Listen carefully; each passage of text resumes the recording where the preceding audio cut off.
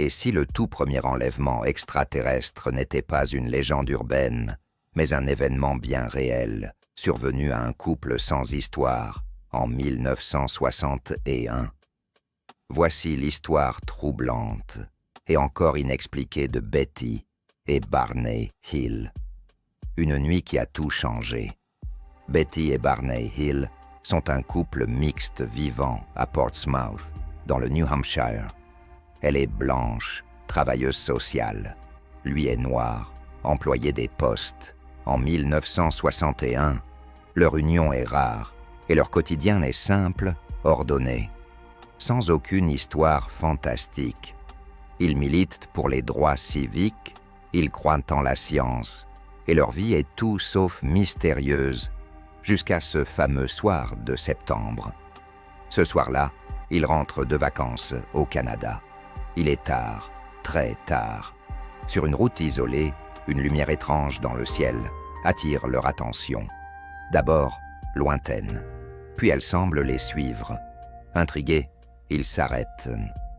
Barney sort de la voiture avec ses jumelles. Ce qu'il voit le glace d'effroi, un objet flottant, silencieux, avec ce qui ressemble à des êtres humanoïdes derrière des hublots. La panique les gagne. Ils redémarrent à toute vitesse. Et là, plus rien.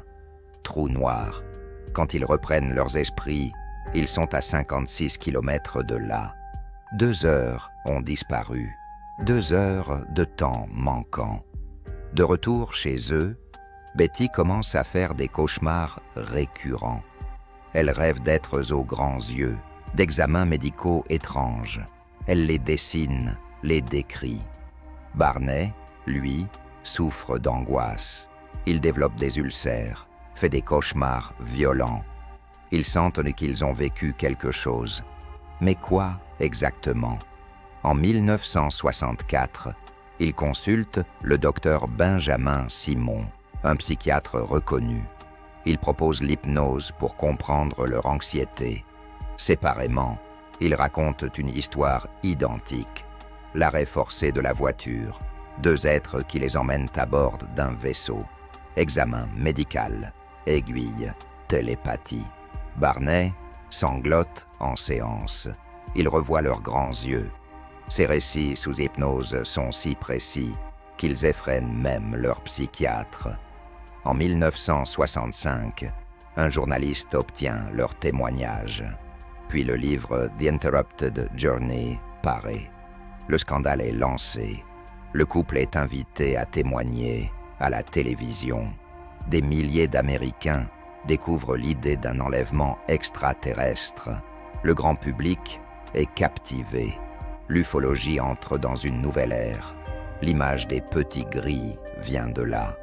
Les grands yeux noirs, la peau pâle, l'absence de bouche. Certains y voient la preuve d'un contact réel, d'autres, une réaction psychologique à leur contexte social. Couple mixte, époque tendue, fatigue mentale. Et si tout venait de là? Ou au contraire, et si c'était bien réel? Hypnose collective, traumatisme, hallucination, expérience militaire classée? Rien n'a pu définitivement m'expliquer l'histoire des Hill. Betty, jusqu'à sa mort en 2004, est restée convaincue. Nous avons été enlevés cette nuit-là.